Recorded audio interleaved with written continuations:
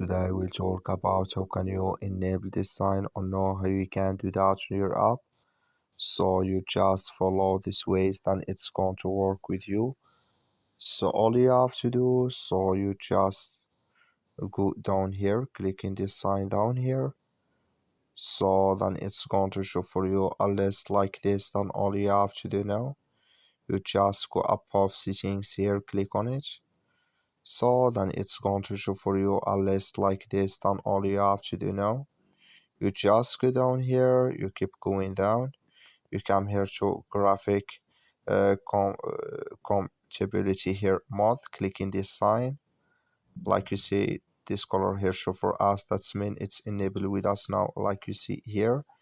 So that's all you have to do, that's all. Just follow this ways, then it's going to work with you. Thank you for watching.